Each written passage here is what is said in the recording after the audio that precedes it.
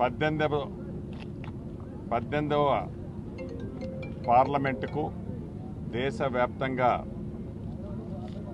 Counting జరిగింది. ఈ కౌంటింగ్లో తెలంగాణ రాష్ట్రంలోని ఖమ్మం పార్లమెంటుకు కాంగ్రెస్ పార్టీ అభ్యర్థి, ఉభయ కమ్యూనిస్టులు, మిగతా మిత్రపక్షాలు బలపరిచిన రామసాయం రఘురామరెడ్డి గారు కనీ విని ఎరగని మెజార్టీతో 4,67,652 ఓట్ల మెజార్టీతో ఖమ్మం పార్లమెంటులోని 7 అసెంబ్లీ నియోజకవర్గాల్లో ప్రజాప్రతినిధులు, ఎమ్మెల్యేలు, మంత్రులు, కాంగ్రెస్ కార్యకర్తలు రఘురామరెడ్డి గారిని బలపరిచిన ప్రతి ఒక్క నాయకుడుకు, అభిమానుకు మనస్ఫూర్తిగా అభినందనలు, కృతజ్ఞతలు నా పక్షాన, కాంగ్రెస్ పార్టీ పక్షాన తెలియజేసుకుంటున్నాను. ఈ ఎన్నికల్లో మొన్నటి వరకు పరిపాలించిన బీఆర్ఎస్ పార్టీని, బీజేపీ పార్టీకి బీ పార్టీగా ఉన్న బీఆర్ఎస్ పార్టీని ప్రజల తీర్పుతో నాకు తెలిసి స్వతంత్రం వచ్చిన దగ్గర నుండి ఖమ్మం పార్లమెంటు నియోజకవర్గం ఏర్పడిన దగ్గర నుంచి ఇంత పెద్ద ఎత్తున మెజారిటీ ఇచ్చిన సందర్భం లేదు. ఉమ్మడి 2 తెలుగు రాష్ట్రాలలో నాకు తెలిసి రెండవ హైయెస్ట్ మెజారిటీ వచ్చిన నియోజకవర్గం ఖమ్మం పార్లమెంటు నియోజకవర్గం. మనస్ఫూర్తిగా ఖమ్మం పార్లమెంటు పరిధిలో ఉన్న ఓటర్ మహాశయులందరికీ మరొక్కసారి అభినందనలు, కృతజ్ఞతలు తెలియజేస్తున్నాను. అదేవిధంగా తెలంగాణ రాష్ట్రంలో ఈ పార్లమెంటు ఎన్నికల్లో ప్రజలు కాంగ్రెస్ పార్టీకి 8 సీట్లు గెలిపించారు. తెలంగాణ రాష్ట్రంలోని 17 సీట్లలో హైదరాబాదు మొదటి నుంచి ఎంఐఎం సోదరులు గెలుస్తుంటారు. అదేవిధంగా ఎంఐఎం సోదరులు హైదరాబాద్ పార్లమెంటులో గెలవటం జరిగింది. మిగిలిన 16 నియోజకవర్గాలలో సీట్ల వేజు చూస్తే ఈనాడు కాంగ్రెస్ పార్టీకి, కాంగ్రెస్ పార్టీ మిత్రపక్షాలకు వచ్చిన సీట్లు సగం అంటే 8 అయినప్పటికీ ఓట్ల శాతానికి వస్తే గడిచిన అసెంబ్లీలో వచ్చిన ఓట్ల కంటే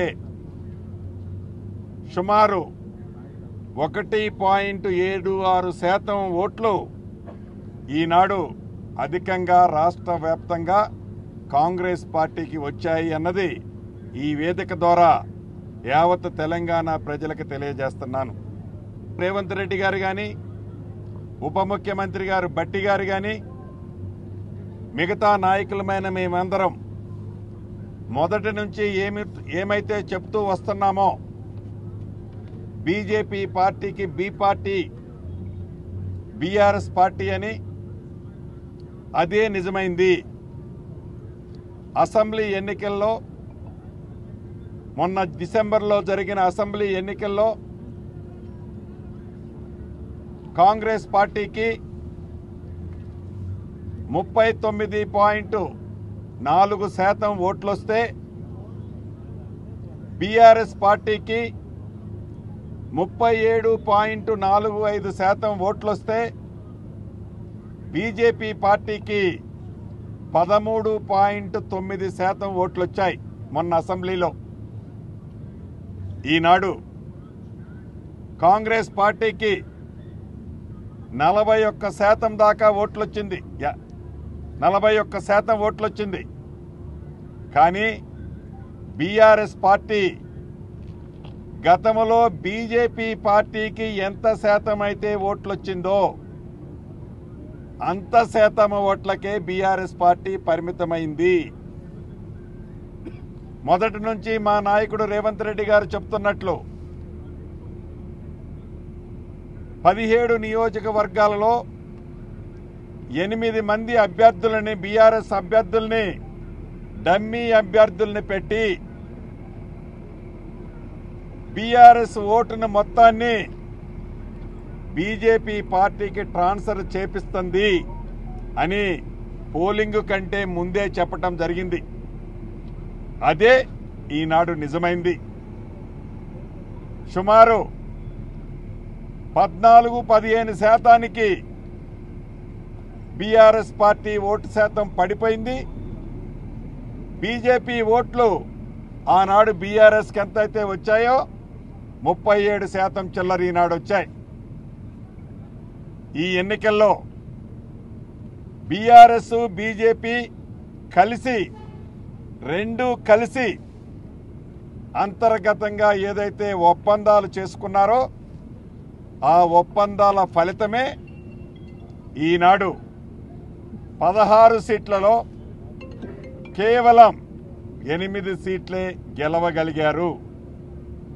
దీన్ని యావత్ తెలంగాణ ప్రజలు గమనించాలని మనస్ఫూర్తిగా ఈ వేదిక ద్వారా తెలియజేస్తున్నాను. అదేవిధంగా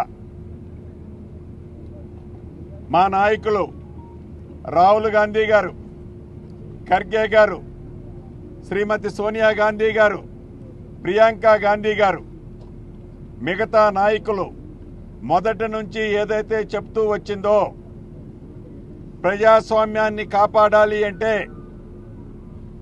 భారత రాజ్యాంగాన్ని కాపాడాలి అంటే, సామాన్య మనిషి యొక్క హక్కులని కాపాడాలి అంటే ఈ ఎన్నికల్లో కాంగ్రెస్ పార్టీని ఇండియా కూటమికి మద్దతు పలకాలని అడగటం జరిగింది ఎన్నికల ప్రచారంలో.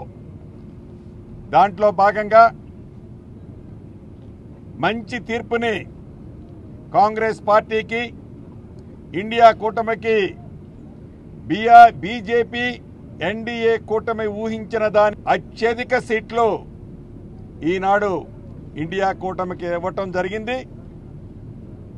ఒకటైతే నిజం, ఏదైతే బీజేపీ పార్టీ ఊహించిందో కూటమితో సంబంధం ఉన్నా లేకపోయినా సింగిల్గా మేమే గవర్నమెంట్ ఫామ్ చేస్తామనే వారి అహంకారపూరితమైన పదాలకు భారతదేశ ఓటర్లైతే పులి స్టాప్ పెట్టారు అన్నది నిజం. ఏది ఏమైనా ప్రజాస్వామ్యంలో ప్రజలిచ్చిన తీర్పుని గౌరవిస్తుంది. తప్పకుండా రాబోయే 2-3 రోజుల్లో దేశ రాజకీయాలు ఎలా మలుపు తిరుగుతాయో, ఈనాడు ఎన్డీఏ కూటమిలో ఉన్న అనేక పార్టీలు ఏవైతే ఉన్నాయో దేశంలో ప్రజాస్వామ్యం కాపాడాలి అని అనుకుంటే తప్పకుండా వారొకసారి ఆలోచించాల్సిన అవసరం అయితే ఉందని ఈ వేదిక ద్వారా దేశంలో ఉన్న ఎన్డీఏ పార్టీతో కూటమిలో ఉన్న అన్ని రాజకీయ పార్టీలకి వివరిస్తున్నాను. మనస్ఫూర్తిగా ఈ వేదిక ద్వారా కృతజ్ఞతలు కూడా తెలుపుతూ జై కాంగ్రెస్. మరిన్ని వీడియోస్ కోసం ఛానల్ ని సబ్స్క్రైబ్ చేయండి. లేటెస్ట్ అప్డేట్స్ కోసం వాట్సాప్ ఛానల్ ని ఫాలో చేయండి. అండ్ లింక్ డిస్క్రిప్షన్ లో ఉంది.